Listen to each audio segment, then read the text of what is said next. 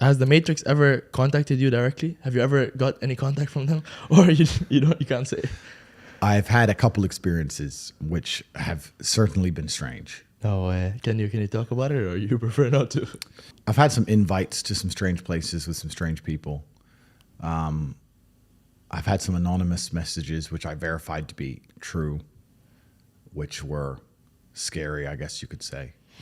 I've definitely been contacted by the Matrix in and of itself. But initially, when they speak to you, they try to make you change sides. Mm-hmm. They try to switch you.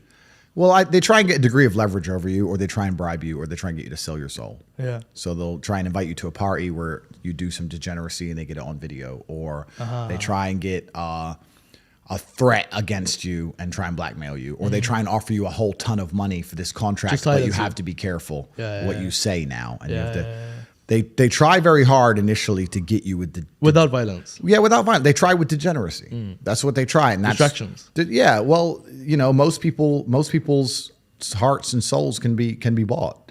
So when they can print unlimited money, why would they go the route of violence? They can just print unlimited money and give it to somebody and own them. Yeah. But when you're like me and you don't care about money, and you also have morals as a person, I am their threat. They can't buy me, and they've tried, and they can't convince me with a little bit either, or a lot.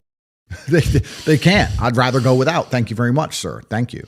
So they can't. I'm good. Yeah, I'm good. So. And that frustrates them because 99% of men in my position start chasing girls, chasing money, and then you end up controlled. Yeah. But I think that maybe a lot of that mindset that you have now is because you've already got the money, you've already got the woman. But do you think that in the earlier stages when you were really trying to chase the money, that this could have tempted you, or they could have maybe helped? I don't think I've ever would have sold my soul because I have a baseline morality. However, yeah, you're right. I do live in abundance, so it's easy for me to say no. But greed is real, and humans are all naturally greedy. They still want more. No matter how much you have, you want more, right? Yeah. If someone comes along now and offers me $200, $300 million, you're still going to sit and think, that would be nice, right? But, in fact, the more you want, the more you have, the more you want. But this is where we talk about morality, and we were talking about Dubai, and we're talking about religion. Let's even talk about Islam. That's the reason I have so much respect for Islam as a whole, because I have so much respect for it because they have a baseline morality. We're here in Dubai. You could walk outside and find a poor construction worker who just moved here, who's earning, I don't know, no money, can barely afford to eat, and offer him $1 million to denounce the prophet. He won't do it. No way. He'll never do it. He'll never do it. Whereas in the West, if you were to go and find a Christian, $1. Yeah, it doesn't mean anything, right? So it's that baseline morality that they can't corrupt that they're afraid of. It's why they're afraid of Islam. It's why they're afraid of me. It's why they're afraid of people who sit and say there is more to life and existence in this and the next than simply degeneracy or being bought and owned. And I feel like Islam, the way they talk about Islam, it's kind of like you see the patterns. Whenever there's a force that's trying to change people, they'll try to put labels on it. The literal name Islam comes like salam. It means peace. Yeah. But they'll try to put these labels on it because they don't like Islam. Yeah, they don't like anything they can't completely and utterly control. Yeah, and Muslims are uncontrollable. Well, yeah, they have a higher purpose and a higher calling. I do think a lot of the world's problems, especially in the West, with the absolute degeneracy and the work of, what do you say, shaitan? Shaitan, yeah. The work of shaitan. Shaitan. It could be fixed with Islam. Honestly, I call for the Islamification of all Western countries because Christianity has absolutely and utterly failed. The idea of a religion is to preserve the morality and preserve the traditions of a country. Exactly. If you have failed to do that, then you're no longer a religion. If you're going to sit there and inside of your own country, your prophets are mocked, all of your ideals are ignored. And it's okay. And it doesn't matter. Yeah. And society is degenerating in real time, and your children are no longer safe from brainwashing by the Matrix, then your religion in and of itself as a concept has failed. Christianity has failed to preserve Christian values on any level in any country ever. So now that you know it's a failed religion, that only leaves one religion left in which you can install. Degeneracy will disappear. Yeah. Crime will disappear. Mm-hmm. Men and women will stay families again. People will have children. People all the world's problems will be fixed. They'll chase their goals. Absolutely. I call for the Islamification of the entire Western world because otherwise we have atheistic countries. And when you remove religion, now what do you have? People are now adhering to woke ideology and this new insane religion. Everybody has a religion. If you remove Christianity from the West, you don't have atheists. You now have these people adhering to this woke, new world, liberal psychopathy where people are doing absolutely insane and disgusting things to each other and children. And they're sitting there saying that that's progressive somehow. And it's absolutely utterly disgusting. So if we need a God to believe in to preserve morality and decency amongst humanity, then let's have a God that people actually fear and respect. And that's why Islam is the only religion left on the planet. There's no other religion you can possibly name that even matters. Khalas, now we have to make your name like Ibrahim TATE or something. Let's do it. So have you actually like taken Shahada, become Muslim? Ashhadu an la ilaha illallah. You want to do it on the podcast? That's it's an interesting conversation, and it's ongoing. Let's put it there. Yeah, no, it's a slow journey, you know. Yeah, well, eventually. Yeah, You're coming. Let's put it there. All right, okay. Let's talk about money. One of my favorite subjects. Yeah. All right, you have a lot of sources of income. Yeah. Which source has made you the most money? What's made me the most money is the War Room. The War Room is a private members organization that I run. So when I first got This is interesting. When I got extremely wealthy, I wanted to know where I kind of felt like I'd gone to outer space expecting to see aliens, and I got there and there were none. No aliens. I was like, where is everybody? Okay, I'm rich, but I expected once I became rich to meet other men who were rich, focused, intelligent, had their dating lives in order, their physical health in order, their finances in order, their connections in order. And I got to the top of the mountain and I looked around and realized nobody had it. Like, yeah, this guy's rich, but he's cucked by his wife and he's fat. This guy's rich, but he's controlled by the Matrix. This guy's rich, but he's dummy. He just made a bunch of money making music, rap. He's an idiot. This guy's rich. Like, and there was nobody who had it all. Yeah. I was like, and I wanted a network of genuine predators. I wanted the Freemasons almost. I thought I didn't want to join their organizations, but I wanted people like you. I wanted people like me. So I started an organization to find those men. Yeah. So now we have 3,000 members all around the world. Wow.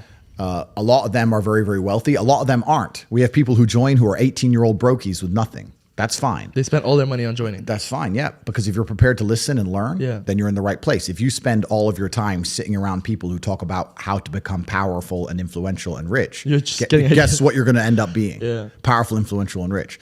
So now I have the greatest network on the face of the planet. And when I say it's maybe the most money, it's not because of the membership fee. The membership fee is very low. It's cheap.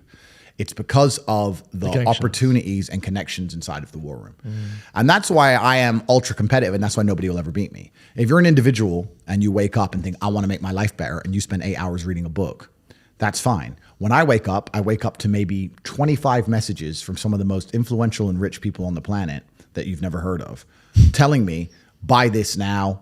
This is an opportunity to make money on the Russian ruble. This is an opportunity to make money British here. Pound, This is an opportunity to make money on this land. This is what's going down in Iraq. Here we have an opportunity in Nairobi. And I'm sitting there going, okay, and I have got all this curated information and genuine opportunities in real time presented to me. And within 15 minutes, I've made a $5 million investment. Yeah. You're on page 1. You're still reading your book. The introduction. You're still reading. You're still reading the introduction. And this is why, against people like me and my network and the other people inside the War Room, you will always lose. Yeah. So the War Room's maybe the most money, but not because of membership fees or anything like that, because of the genuine connections and opportunities inside of the War Room. And we're just free minds. Anybody who listens to what I say and agrees with it and likes it should understand that you are the sum of the 5 people you spend the most time with. 100%. And if you know 100%. That, then you need to make sure you're not spending time with anybody you don't want to be. So people who join the War Room, they join and they want to become professional. They want to become absolutely and utterly professional. And like I said, we have extremely seasoned and experienced and successful men, but we also have people joining saying with nothing, but they're humble enough to learn. I come here, I'm young, I don't have any money, or I'm old, I have a little bit of money, or whatever it is, but I am here to learn and absorb. I want to commit. And if you learn and absorb and you're in the right place, then you can do fantastically well. So the War Room, I mean, with the War Room network now, I could never be broke ever again. It's impossible for me to ever go poor.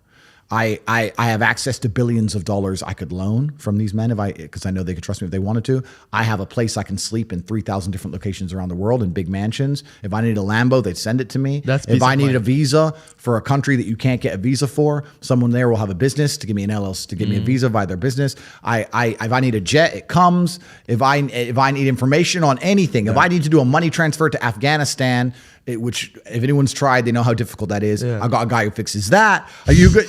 It's all there. It's everything. So whenever I have any problem in my life, no matter what it is, I go to the War Room. And in fact, I'll prove the power of the War Room right now. I became the most Googled man on the planet. Yes. I hacked every single social media algorithm to a way which people are sitting there trying to work out how I did it, and they can't work out exactly how it's done. The War Room did that. I went to them and said, I've decided to go overt as opposed to being underground. I want to go overt and break mainstream. And 4 months later, I was the most Googled man on the planet. The War Room did that. Of course. There's not many organizations on the planet that can do something like that. No, none. So when you have something that powerful, I created it because I wish it existed. That's what I was looking for when I got rich, and it didn't exist. So I created it myself. Yeah. And it's also, and I'll say this now, for any young man or any man who's serious about his journey or serious about himself, it's the most important place you can be. You're going to learn absolutely everything about the realities of Earth. Do not waste your time in some university. Do not waste your time reading books. Do not waste your time on YouTube watching some dork talk about Amazon FBA. Don't be an idiot. Join the War Room and you'll learn, and there's a spiritual journey involved as well. But every single person who joins the War Room ends up being an absolute consummate professional, and that's the most profitable enterprise. How do you join? At CobraTate.com, there's details. It's on my website. You go to CobraTate.com, and it'll explain what the War Room is, how we work. We have meetings all around the world. We have meetups. In fact, we just had a meetup 3 days ago, impromptu. Usually they're planned in advance, but I had to talk to some guys, and we sent a message 36 hours in advance, and we all went. I had to talk to everybody. No phones, so there was no phones, and we didn't want to be bugged. So we went out to the desert here in Dubai, and in 36 hours, I think we got 35 men from around the world landed. But we went to the desert, all with the black Escalades. It's all filmed and stuff. Yeah, that was insane. So it's. I never saw that many black Escalades. It's a powerful network, and we're absolutely and utterly extremely wealthy. We don't break any laws. Yeah. So for the FBI, the NSA, whoever's listening, we don't break any laws. Yeah. We're law-abiding people who are very perspicacious and pay a lot of attention and are Just very dedicated. Grow. And we make sure that we look after ourselves and each other and our brotherhood. And we're trying to create a better world for the people we care about. And that's how we work. All right. So I feel like one of the ways that you became so popular was by people resharing your videos. Yeah. And I think a lot of the, personally, I'd say a lot of the reason why they would reshare those videos is because they wanted to make some money, via affiliate marketing from Hustlers University. Yeah. So now, does Hustlers University still exist? And because I know you're banned of Stripe, or do you use another payment gateway now, or like?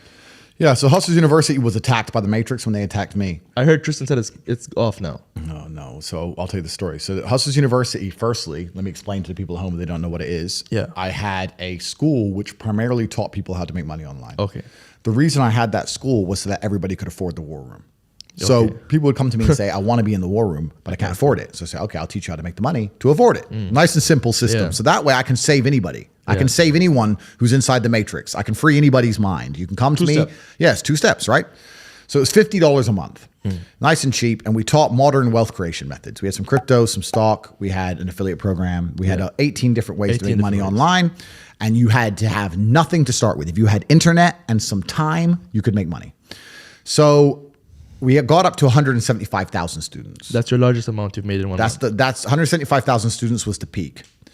We got to 175,000 students at $50 a month. So it was a fairly profitable enterprise. Yeah.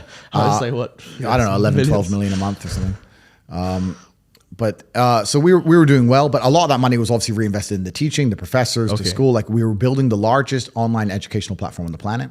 What's interesting is anybody with a brain can sit here and understand that attracting 175,000 people to the school is easy. What's hard is retaining. And the fact that I retained that many people means that there's 175,000 people in the world who are making more money each month than they invested. Even if they invested $50 and only made $300 or $400, they were still making more than they invested. The ROI is huge. Yeah. No other university or school or educational platform is going to give you that ROI. That's still a crazy percentage. It's absolutely. So we were massively successful. And when the Matrix attacked me and insulted my character, they decided to also attack Hustlers University because they saw how successful it was. And a lot of the reviews made about it, people attacking it, they never even joined. Yeah. They just go and do a review and say, Hustlers University is a scam because Andrew Tate's a bad guy. Yeah. And they never even joined, right? Or they join and be inside for 10 to 15 minutes, scroll around, not go to not speak to the professor, not watch any of the long format videos, not try any of the things we said, and then do a negative review because they wanted clicks and they understood the Matrix was, at the time, the algorithm was favoring anyone who made a negative video about me. If you made a negative video about Andrew Tate, you got millions and millions of views. So they just started making up reasons saying the Hustlers University is a scam and it's bad and it's detrimental. You're right. Our payment processing was removed, and they also attacked the servers of HU because they were Matrix-owned organizations. But HU is not dead. We are still open. Okay. We're still thriving. We still have students inside. We have changed our payment gateway to one that I now fully own. Oh, okay. So I bought my own payment gateway. I bought my own bank. Oh, okay. I've started my own. So now I completely and utterly own it. It can't be attacked by the Matrix. And also we're rebranding soon. We're changing the name to The Real World because it's helping people escape the Matrix. And The Real World comes out very shortly. You can find out more at CobraTate.com on the website. Everyone who's in Hester's University will automatically move over to The Real World for free. And then any other people want to join The Real World, the price is going to be going up slightly because now that we control all of our own infrastructure, we can teach things we couldn't teach before. Okay. Because we have all of our own infrastructure. So we're going to have the same 18 wealth creation methods from before plus new ones that we couldn't teach on Matrix owned infrastructure. So they attacked it. They attempted to destroy it, just like they attempted to destroy me, and they have failed. They failed because if you're a person who's joined a school for $50 a month and you're making hundreds of dollars a month, are you going to quit because some idiot made a bad review?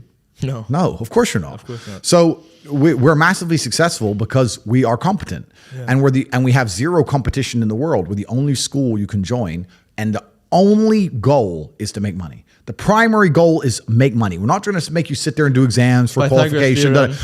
Make money, and you'll make more money than you spend. It's a very simple mathematical equation. So they attempted to destroy us, and they failed. At CobraTate.com, you can join The Real World. And anybody who's serious about their education, I absolutely recommend they do that. And the life path, the trajectory we've put people on in life is beautiful. We've had people at 18, 19 join Hustlers University, 6 months later have their War Room subscription, join the War Room, 2 or 3 years later, they're at the meetups, they're here, and they're driving a Lambo. Yeah, it's truly beautiful. It's truly beautiful. I'm the only one with a Bugatti so far. They can't join if the Bugatti has to stay at their house. There's people in the War Room richer than me, but they're perhaps a little bit more subtle. Yeah, they like to move under the radar. Yeah, I'm kind of the opposite. Yeah. So we were talking about people who got rich relatively quickly. A lot of those people are people who were into crypto. Yep. What do you think about cryptocurrency? Are you invested?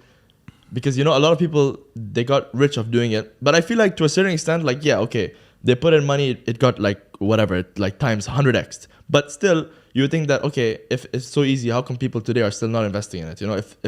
So I don't know. What do you think about cryptocurrency? Yeah, so I'm a proponent of crypto. I do use crypto, Bitcoin, ETH, the big ones. Okay. I think that chasing crypto pumps is now over. The bull run's over. The stupid money is gone. Most people don't understand about crypto that it's person versus person.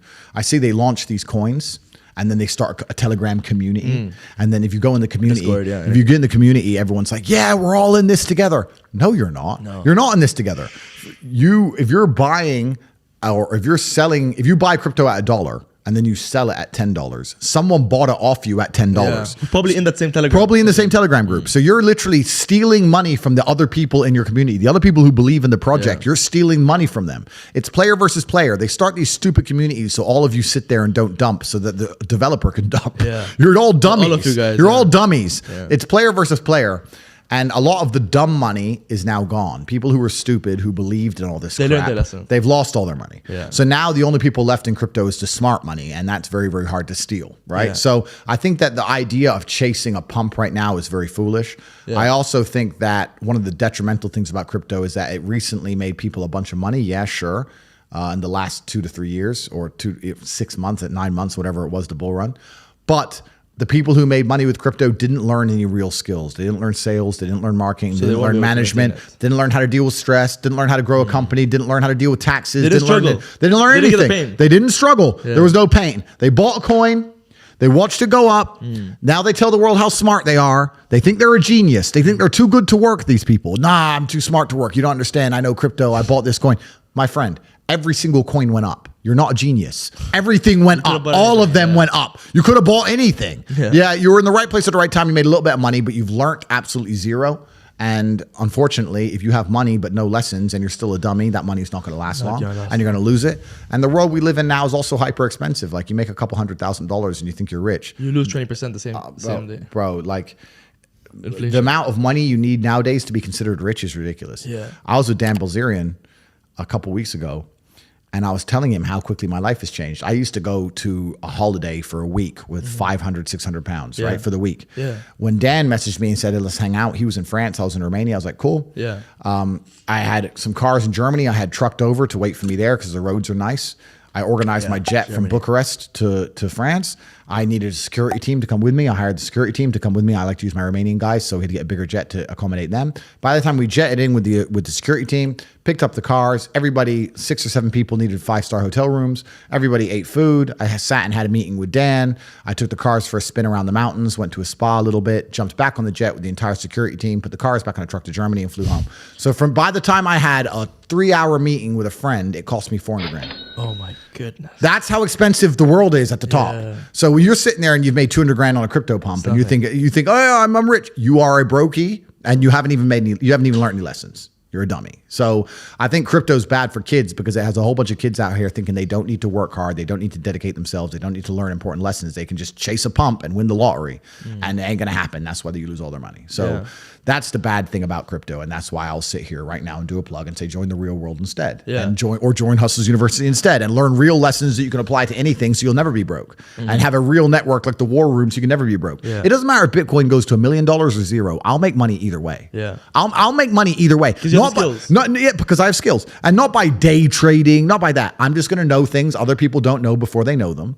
I'm just going to have opportunities identified and presented to me before other people have them. And it doesn't matter if Bitcoin goes down to zero or it goes up to $10 million a coin. Either way, I'm going to make insanely large sums of money because of my network and because I'm respected and because I know important people. And that's the problem with these crypto kids. They have none of that. Yeah. So I have a question.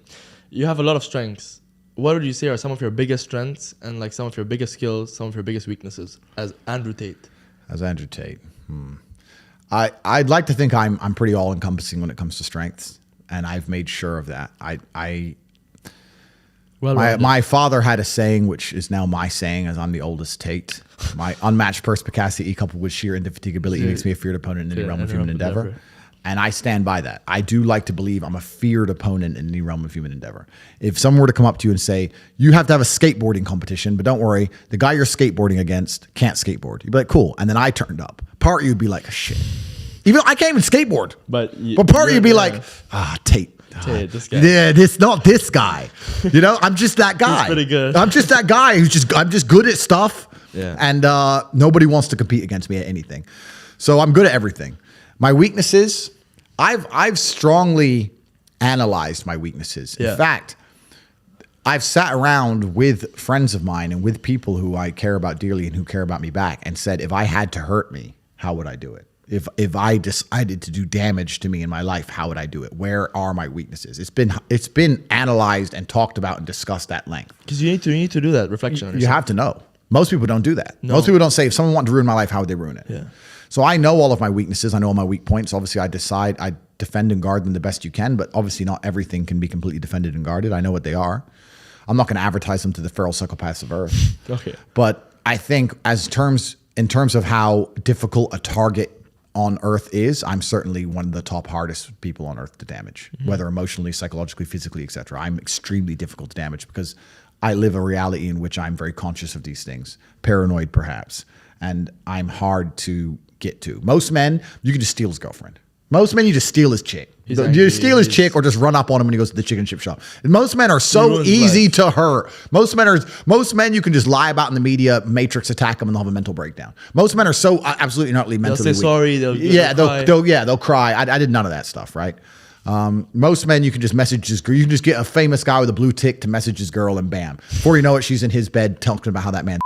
Like most men are absolutely not easy to hurt. They're controlled by all their emotions. Completely. But how do you detach yourself from your emotions? It's not about detaching yourself from your emotions. I feel every single emotion. It's just about using them all in a positive direction. Yeah. If I feel extremely happy and excited, I'm going to use that as motivation or energy to do amazing things and do good and work hard. If I feel absolutely depressed and distraught, I'm going to use that as endless energy and motivation to do amazing things and work hard. It doesn't matter what you give me. Energy cannot be destroyed. It can only be converted and transferred. It doesn't matter what fuel you give me. If you give me diesel, petrol, kerosene, vodka, doesn't matter what you put inside of my engine. Hard work is going to come out. Absolutely. Success. That's all I know how to do. Yeah. That's all I know how to do. It doesn't matter what fuel you put in my engine. My engine only knows how to do one thing, and that is succeed. That's all I know how to do. Yeah. So it doesn't matter what you feed me with. I'm going to be massively successful regardless. Yeah. Doesn't change anything. Yeah. What's the exact definition of top G?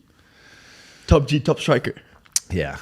A top G is a man. I want to put it in the dictionary. Yeah, that's a good idea. A top G is a man of impeccable perspicacity and sheer indefatigability who is a feared opponent. In any realm of human endeavor. Correct. That's a top G. That's a top G. The first one was your dad. He was the original top G, the OG. OG. Yeah, and I am now the oldest Tate. I have the same name as him. So Emery Andrew Tate II is gone. Emery Andrew Tate III is here. And there'll be a day when Emery Andrew Tate IV is fighting the Matrix. This is the beauty of life. I have This a question. Destiny and lineage. It's a bit sensitive, but I mean, I heard in a video you spoke about it during the time of your father, God rest his soul, his funeral. Yep. You I think at that time you had some work going on. Yep. And maybe you could relay that story and. Yep. Yeah. So I missed my father's funeral because I just moved to Romania. I had just invested every single penny I had in this enterprise. I was now the oldest man alive in the Tate family. I had to look after my mother and my siblings and take care of people. I had to make a choice. Do I fly back to America and spend money and time and go to this funeral and, waste a few weeks? Or do I sit here and just focus on this enterprise and make sure that it cannot fail? And we talked earlier about speed. Most people go, it's only 2 weeks. It's only a week. It's only a week. The people who say it's only a week are the people who are broke. They don't value time. That's the reason you're all poor, because you say it's only a week. So, it's tomorrow. Oh, I'll do it later. It's only an hour. It's only a day. It's only a minute. You are competing against people like me. We do not waste a second. So I had to make a decision. And I decided that as the oldest man in the family, it's more important that I achieved financial stability for all of us than to go and pay respects to my father and his funeral, because I paid respect to him every single day of his life, and I pay respect to his memory every single day now, and I pay respect to him by being monumentally successful. The reason my father is talked about and discussed at length is because of the absolutely amazing son I've become. Yeah. I am keeping him alive forever by working so hard, by becoming so unique and individual and fantastic and humble.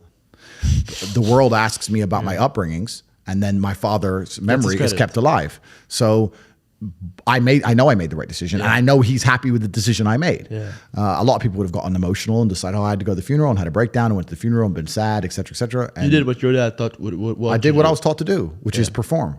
Yeah. That's what I was taught to do. I was upset, obviously. I was sad, obviously. I was heartbroken, of course. But I took all of that energy, and I worked harder than I've ever worked. I worked 22-hour days for months because I couldn't sleep. Yeah. And I became one of the most successful people on the planet. Would you say that's how you get over a tragic loss like that? I think that any emotion you feel should be converted into positive influence. Yeah, you should do good things with any emotion you feel. I can't. What else are you going to do with it? Cry, and this is a genuine question. Yeah. What else? If let's say your wife breaks your heart, if you're not going to work. You can't sleep anymore. You're upset. She's running around with a new dude. You see her Instagram story. She's got some new guy. You're furious and you're angry and you're jealous and you're bitter.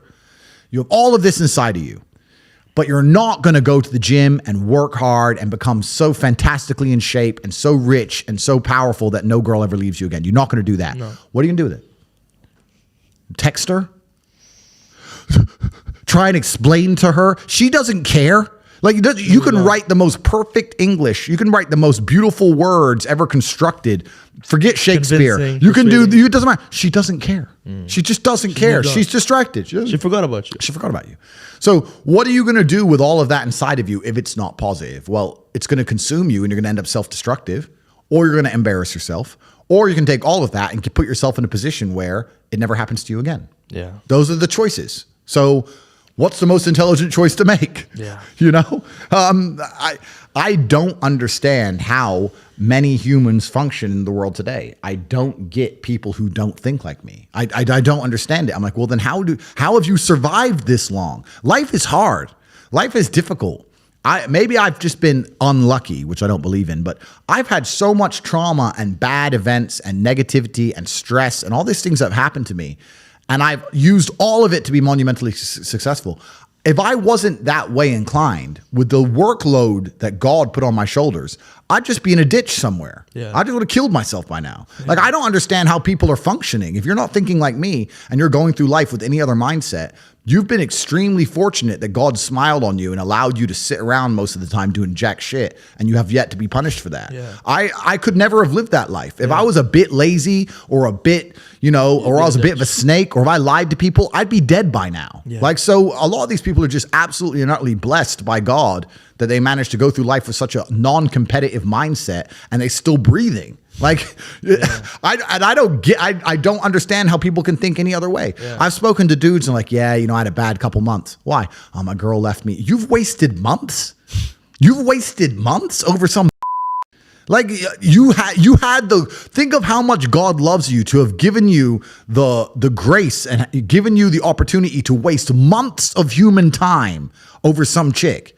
Like, talk about blessed head to toe. If I waste months, empires are going to collapse. I'm going to end up in a cell or dead if I waste months. I have things to do every single day. I can't waste a second. Yeah. Like, these people are just absolutely infinitely blessed. And their mindset is a product of that because they're spoiled children.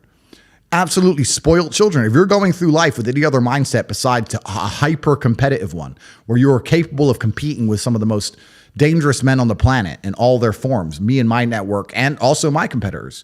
If you don't have that mindset, then you have to understand that you are spoiled. Yeah. You're spoiled by your reality because there's a whole bunch of people out here daily who fail. There are men out here who fail daily and they have yet to feel the true consequence for it. They fail to go to the gym when they know they should have gone to the gym. They fail because they forgot their keys and it took them 10 minutes to find them. They fail because they replied to a question they got sent on WhatsApp the wrong way. They fail because they didn't smile when they were supposed to. They didn't say please and thank you to that person who helped them. They fail because they didn't say hi to that girl who's looking at them out the corner of their eye. They just fail perpetually. They go through life missing every opportunity and just failing. And somehow we've built a society which is so soft and God is so giving and so graceful that they still have a place to eat and somewhere to sleep, and they're still surviving. That shows how nice God is. Yeah. Because before this society, truthfully, if you were that level of failure, you would be dead. Survival of the fittest. It's survival of the fittest. And none of these men out here are fit. No. Their mindset isn't fit. Their reality isn't fit. They're failures. Physically, mentally. They're failures. Yeah. And they're just failing every single day. And they go, oh, but you know what? Tomorrow I'll go to the gym. Yeah. You've been failing your whole life. That's all you've done is fail. And then you sit and wonder why people like me absolutely and utterly outcompete you. It is so easy to become a top tier male in the world today because the competition is so ridiculously low. There are 2% killers like me and everybody else is amateur. Head to toe amateur. They can't even pay attention to anything. They can't try anything. They're amateurs. And it's really mind-blowing to me because I've tried with all of my computational power to imagine having a mindset different to mine. And I just can't see a reality worth having. I can't see a reality worth living. I can't see how you're going to build a life worth experiencing if you have any other mindset. I can't see it. Yeah. I've never met somebody with a fantastic life who did not completely and utterly believe in themselves. I've never seen somebody massively succeed and they didn't believe in themselves. Ever. I've never seen somebody who just allows life to happen to them and become blown off course by some sadness, end up doing massively monumental and important things. I've never seen it. It's never happened. It does, and it's never going to happen because it's competitor. It's like crypto. It's player versus player. Right.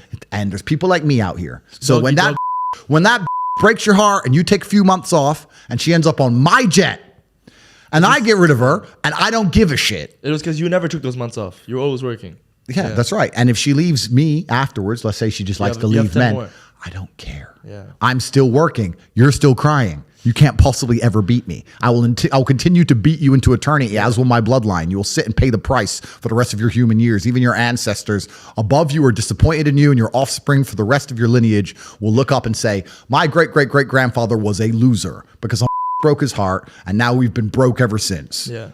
That's the reality. But you know what's crazy? Because I feel like your life, the way when you talk about it, it's so much struggle, it's so much hardship. But still, you consider yourself the most luckiest person. I'm absolutely the luckiest man on the planet. Because still now, you still have a lot of hardship. You're getting hit from this direction, from that direction.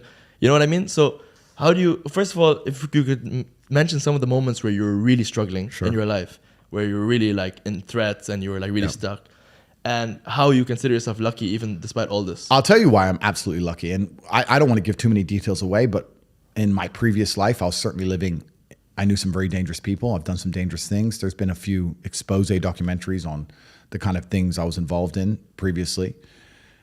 I've had attempts on my life. People have tried to stab me. I've had people try to kill me. I've had members of my family attempts on them. I've had a very certainly difficult life. I don't consider any of the mental stress of this recent Matrix attack anywhere near comparable to the physical altercations and things that have happened to me. But the reason I'm the luckiest man on earth is because God has given me endless building blocks to build a superhero. He's given me endless power. He's given me endless motivation. What did we say? Yeah. It's given me I have endless sources of power. I can sit here right now and recall events that will prevent me from sleeping for 2 to 3 days. That gives me a superpower that other men do not have. They want to go to sleep. They're tired. I can stop being tired for days at a time. I can just have a thought. I can remember. I can sit, close my eyes, and use the power of my brain to vividly remember events, and I will not sleep for days. So how you don't need any drugs. You don't need anything. I've never taken a drug in my life. I've never tried cocaine in my life. I've never tried weed in my life ever. Wow. I drink a lot of coffee. I smoke cigars, bit of vodka, but I've never tried a narcotic in my life. Wow. So God has given me an endless source of power. And when people come to me and say, oh, this happened, I'm really sad, or my heart broke, or this bad thing happened to me, I say, good. Thank the Lord that he's given you this endless source of motivation. You're wasting it. Yeah. That's your problem. But it's been given to you. Nitrous oxide has been given to you. You just have to use it in the correct way. So I'm the luckiest man in the world because all the bad things that happened to me have given me all the building blocks to become the most fantastic man on the face of the planet. Yeah. You spoke about smoking. So you smoke cigars, right? Correct. Shisha? Yep. Sometimes. Okay. So, but vaping you hate, right? Correct. Yeah. Yeah. And why is that? Well, shisha's tobacco. Yeah. Cigars are tobacco. Right. It's a plant. We basically kind of know what it is. Yeah.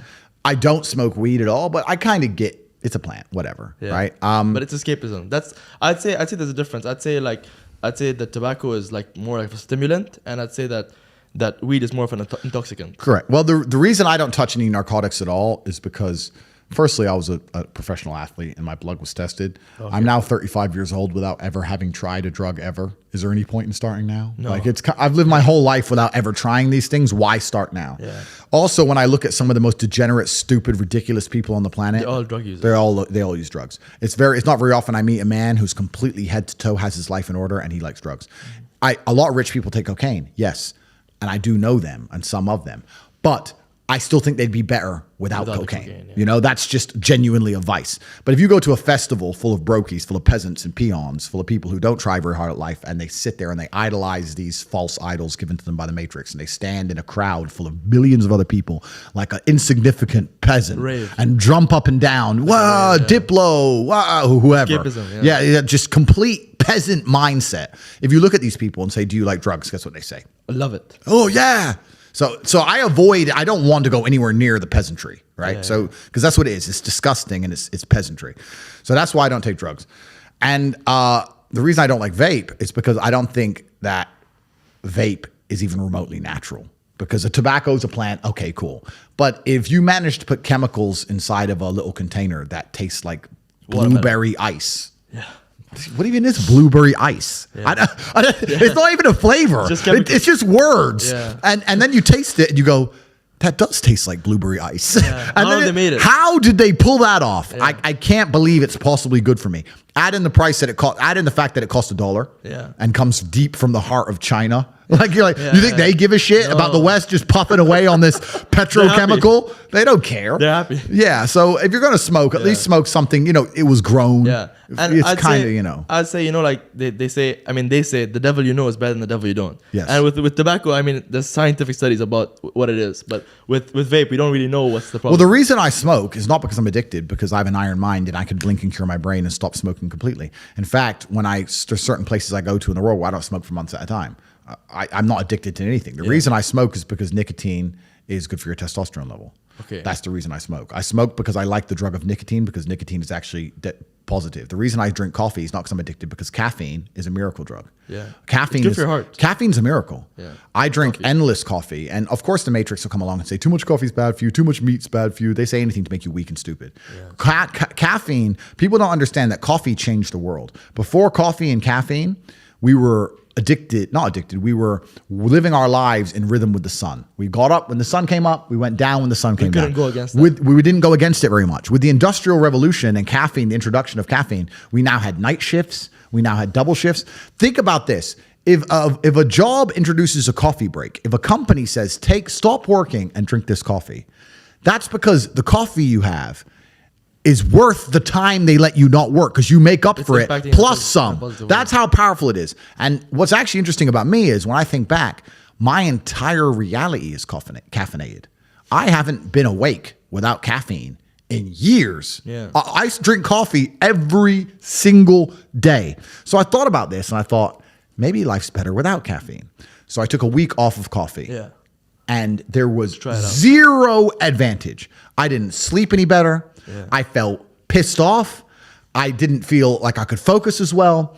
I was more tired, but I couldn't sleep any better. It was weird. I was just like, this isn't me. Now, obviously, I'm still a hyper-competitive individual. I still went to the gym. I still did my work. I'm still the top G. But I didn't feel as good. No benefits. There was no benefits. Yeah. So after a week, I had a cup of coffee, and it was like, the miracle is back. It's develop a coffee addiction. It's fantastic. There's nothing bad about caffeine. I have 10 to 15 coffees a day every single day, and I will do to the day I die. And just to finish off for my vices, coffee is not a vice. I want the caffeine. Smoking is not a vice. I want the nicotine. These are drugs that I believe are genuinely good for me. The only vice, I guess, is alcohol. And although it looks like in some of my videos I drink a lot, that I can drink a lot. I must have the genetic disposition. I can outdrink almost anybody on the planet. I don't truly drink very often. And you don't get drunk. And I know I'm a professional. So for me to get drunk, it has to be a controlled, closed environment, or I have to have a security team. I will not get drunk in open. Never. It's either in my house with armed guards outside, or it's on a yacht, which it's on a yacht, which is in the middle of the ocean. Or it's very difficult for me to get drunk because I don't like to lose control of reality like that. And 9 times, in fact, not 9, 9.999 times out of 10, if I'm drinking, I either have a weapon on me or somebody next to me does. That's crazy. Yeah, but I think you're talking about coffee, but I'd say the one bad thing was like the problem is the more you have, the less effect it gives you. So then the more you need to have. Well, that's what you think. Right. You think it gives you less of effect, but when you quit it, but your body builds a tolerance. No, it doesn't. To it. Nah. I stick to the base. I have 10 to 15 coffees every day. That's what I have every day. It's the same number. And I don't think I built a tolerance to it because when I stopped drinking it, I felt the difference. So I know that it's doing something. Yeah. It does something. I quit. It was only 2 weeks ago I did this 1 week no coffee thing. It was garbage. And I did it because I thought, you see these idiots online. They're like, take cold showers, don't drink coffee, read books. I knew they're full of shit because none of them have anything. They're all brokies. Yeah. And if I were to ever meet any of these people in person, these self-help gurus, I could grab them by their necks and I could wring them to death. I know that they're not men, right? Yeah. I could destroy all of them. So I'm not interested in really talking to any of them, but I thought about the coffee thing and I thought, well, my entire reality is caffeinated. Let me try life without it. And it was terrible. Yeah.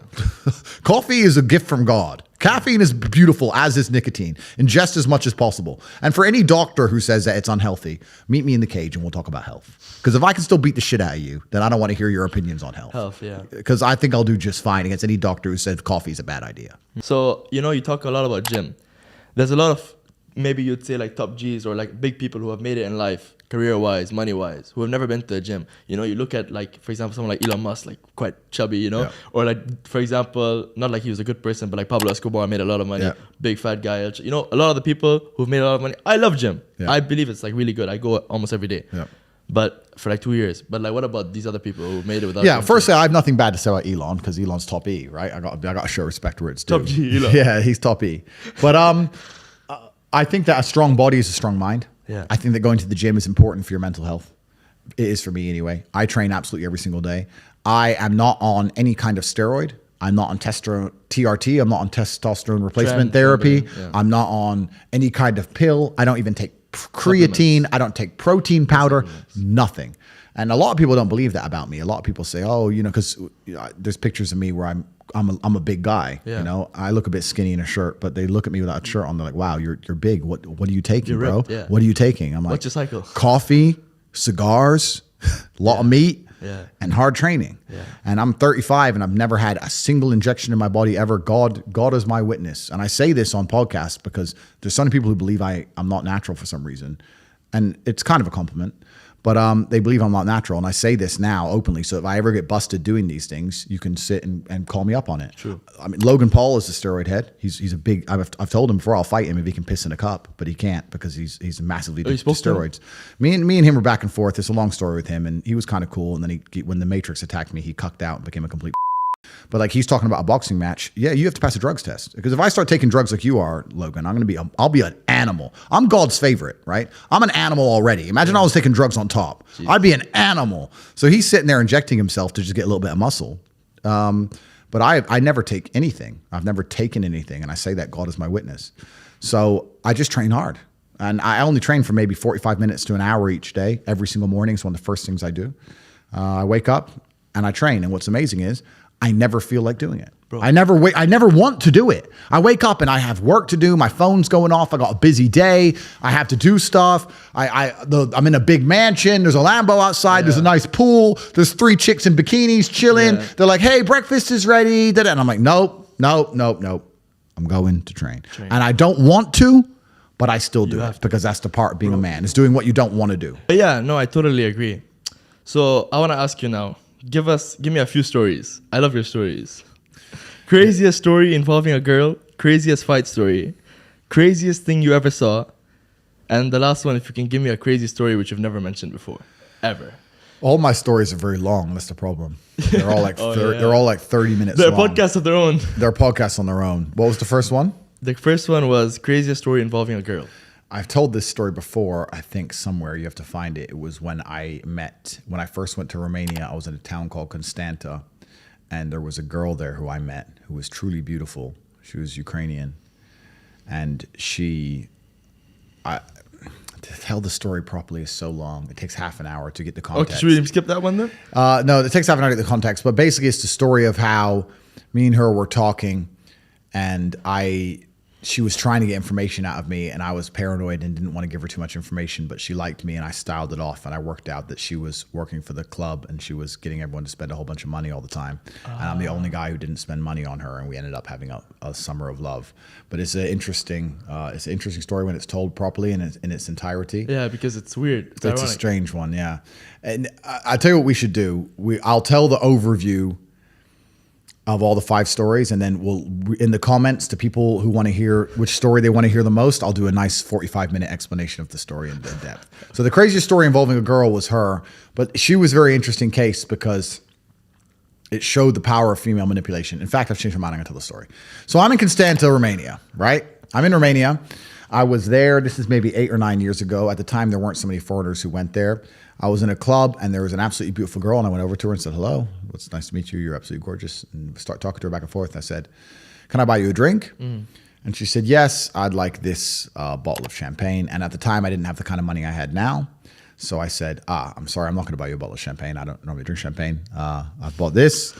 I like beer. Yeah, I didn't say beer, but I styled it off. I said, oh, so you can't really say that, right? So you have to be smooth about it. It's like, oh, champagne. We should enjoy a bottle of champagne together one day, but I'm about to leave. I just want to come say hello. So we'll do it sometime in the future. You have to be smooth about these things. James Bond, right? Because I didn't want to buy a $1,500 bottle of champagne. Yeah.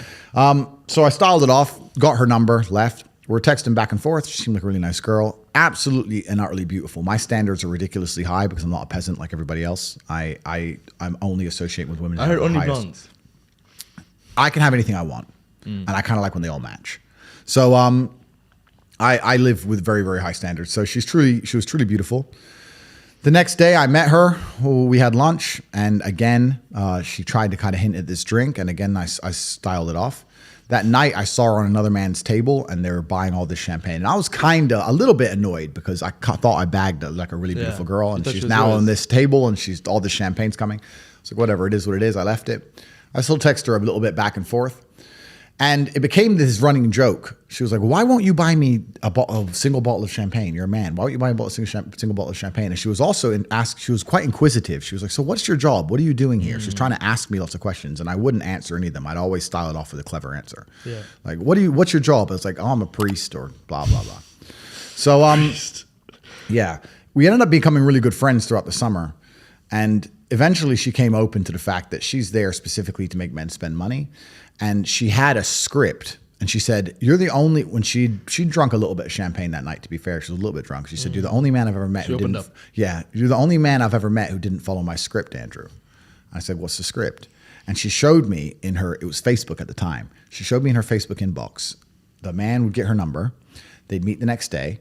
Then after about 2 or 3 dates, she'd say, I can't fall in love with somebody who lives far away. Last time, I've only been with one man in my whole life. Last time I was with a man like this, my heart was broken. And she'd copy and paste this long message. The guy would start begging for her back. She would wait about a day and a half and then hit him back and go, okay, I'll come meet you, but I don't want to come on my own because I'm falling in love with you. I want to bring some friends and we'll go to this place. And they'd go and spend more money on more girls, more champagne, more meals. And it was just script. And every man was falling for it in exact order, and it was copy and paste messages, and every single dude fell for it, just chasing this girl, promising her anything, taking her and all her friends to whatever place she needed to go that day for the commission. And this is like 8-9 years ago. And she said she was making like $20,000 to $25,000 a month in commissions. And she's some Ukrainian chick. She's like 19. Like bought her family a house. Wow. But like literally enriched her family Top off the G back. woman stuff. Yeah, top G. Yeah, she was absolutely amazing at manipulating. But it just showed how stupid men were. Every single man was falling for the same trick, all of it, head to toe. And after that, we got a bit closer, and she was we fell in love, let's say. And it was kind of funny because we spent the whole summer together. I never bought her a drink. I never bought her one. No way. It became a thing where I said, I'm not buying you a thing. Because you didn't want to be one of those guys. Tap water only. So I was like, I'll get you you want tap water? And she was like, oh, made a big joke of it. She was buying the drinks because she had more money than me. So yeah, that's one of the craziest stories involving. But you have to stand out. So they just want someone to stand out. I think it's I mean, it was going on for weeks. There's a lot of nuance to it. Yeah. I'm not saying I'm not saying don't buy girls drinks. In fact, if I meet a girl now and she wants a drink, I'll certainly buy her one. It was just a very unique scenario, unique circumstance that kind of led into a story. But the night she was going through those Facebook messages, it was crazy how quickly and instantly men will simp and beg and cry over a girl they've known for 3 days, promising, oh, we're gonna be special. I'll take care of you. They think she's the one. Yeah, bro, it's crazy. Do you believe in the one? I think it's just compromise. Yeah, I don't think there's ever going to be one person on the planet you're truly compatible with. I think there's going to be, a few. And if you have your life in order as a man, truly and completely in order, then you're compatible with a lot more people. I think that if you're a man and you're struggling to find somebody you're compatible with, that's probably because you're a loser. If your life's in order, then you're compatible with a lot of women. Like me, for example. I don't need a woman to mother me. I don't need a woman to motivate me, to tell me to stop playing video games. I don't need her to do anything for me. I need her to be happy, positive, protect my spirit, pray for me, maybe little things, make me a coffee, some kind of small gesture. But my money's right, my motivation's right, my life is right. And if she is associated with me, by proxy, she's going to have a fantastic life. I can't fly on my jet and put her on an easy jet. Yeah. Like she's going to end up on jets. She's going to end up in the 5-star hotels. She's going to end up not having to worry about money. She's going to end up in the best restaurants. Yeah. By proxy, she's going to have a very fantastic life. So you'll find that if your expectations of a woman are for her to be happy and you have a lifestyle that makes her happy, a lot of women are pretty happy, and you get along with basically all of them. It's kind of amazing how that works. It takes a very special type of character to still be dislikable in those kind of scenarios. Whereas if your life is less perfect or your reality is less impressive, then you need a girl who's happy to be bored and then it becomes harder. But I don't have any of those problems. Craziest fight story. It could be street or in the ring. Yeah, I can't tell the story of. All right, I'll tell a very rough version of it. It's exclusive. Yeah, I'm gonna miss a lot of details. I was about 24, I think. And I can't say why, but I had a problem with this guy, and we were arguing. Sorry, wait, was this during the kickboxing time? I was kickboxing, yeah. Okay. But I was also kickboxing doesn't make money like boxing, right? When you're kickboxing, I was like one-time world champion. You're making like 30, 40, 50 grand a fight, but you're fighting like twice a year. And it's I mean, towards the end, I was getting 5-6 fights a year, and I was doing better. But when you're fighting like twice a year, and you have to pay your coach and your taxes, you're living in London, you're not rich. So I was making some money on the side, and I had a disagreement with this guy, and we were kind of texting back and forth, and he stopped replying to me. He totally stopped replying. Cool. That was it. And I was like, okay. And I texted him a few more times, and he totally stopped replying to me. And about a week and a half later, when I was walking to my car, he tried to stab me. I was walking to my car. Even to this day, if I walk to my car at night, especially if it's raining, I panic a little bit. PTSD. Yeah, a little bit. I was walking to my car and I heard footsteps behind me. This is one of the reasons I hate headphones. And anyone I see in headphones is a fucking idiot because you are so killable with headphones in. You think you look cool with your AirPods in. I can sneak up behind you with a chainsaw, you dummy. Like anyone who has AirPods or headphones in is a soft target. Just distracted. I heard it first. I heard feet moving quickly. And as I turned, I've got a scar here on my hand where you can see the blade in my hand. I turned and I took the blade in the hand. And if that was my neck, I'd be dead. Had you missed that hand, he had his hand made in a different position. Yeah, I could have easily died. Oh my God. I hit him, but it was sloppy. I'll admit it was a bit sloppy. He wobbled. He took a step back, but now we're facing each other. But because I was bleeding so much, because my finger basically came off, because I was bleeding so much, I thought I'd been stabbed properly. Okay. And I ran. But I could have been dead. And the only reason I'm not is because I heard him coming. I didn't see him coming. And that's why to this day, if I sit in public and I see somebody with AirPods in, I feel nervous for them. If I can't explain it, I get anxious. It's like seeing somebody about to touch a chainsaw. Like you're like, whoa, don't do that. When I see somebody and they're like,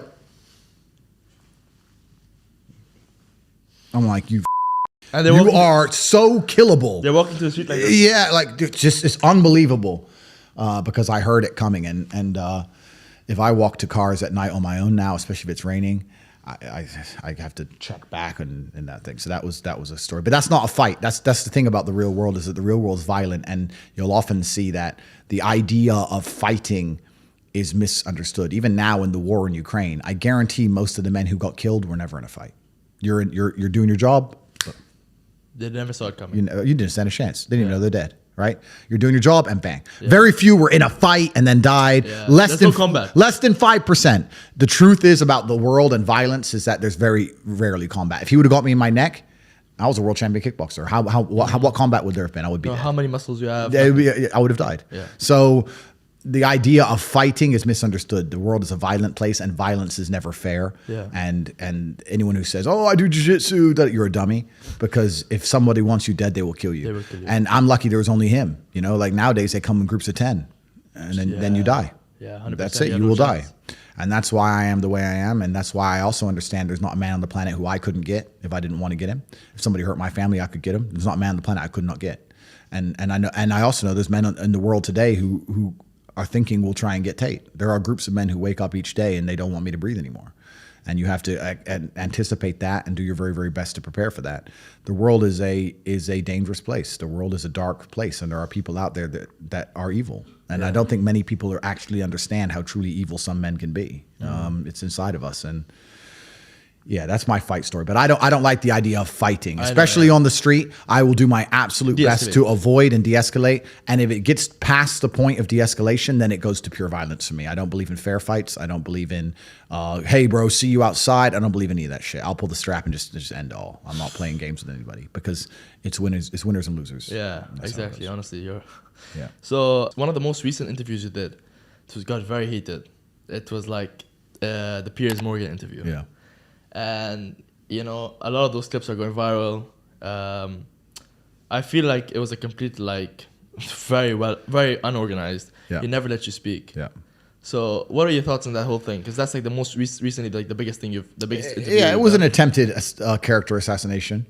99.6% of all of the comments on the video are positive towards me. Commentate W. Yeah, commentate W. So 99.6%. I know that because the War Room analyzed it. So it was a PR win.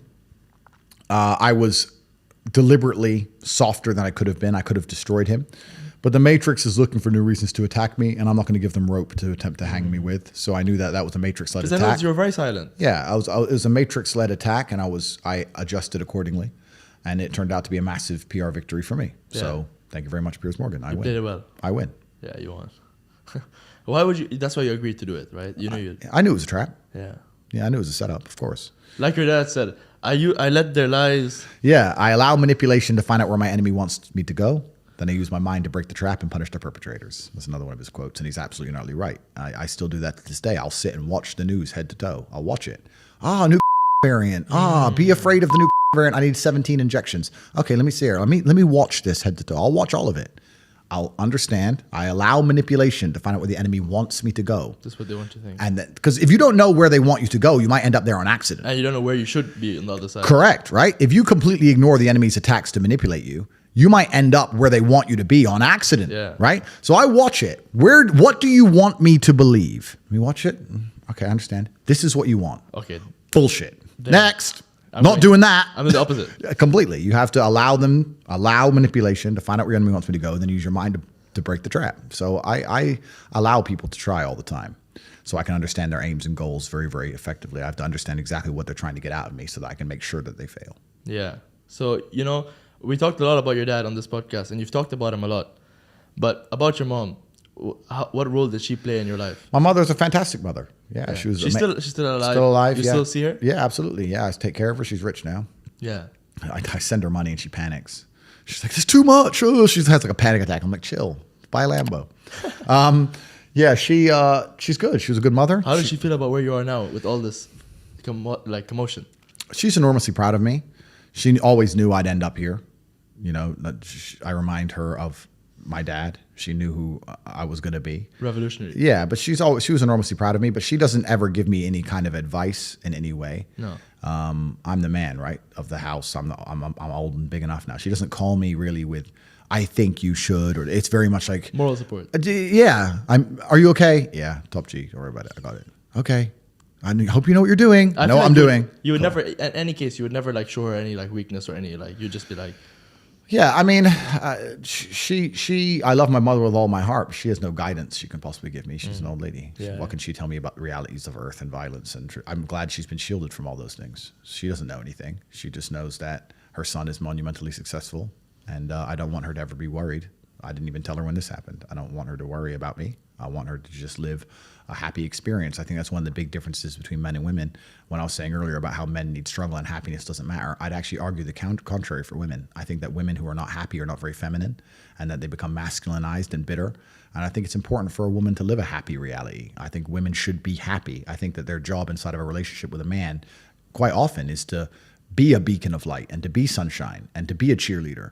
With me in my life, the only way a woman can truly support me is to be constantly positive. I'm fantastic at everything. I can't meet a woman who can do anything for my life besides when I come home pissed off, she's like, hey, yeah, a smile, you know, like, and being positive as a female is an extremely feminine quality. So and you don't want, sorry, you don't want females that like too much, like, would you say like you like a female that like challenges you mentally or? But they can't.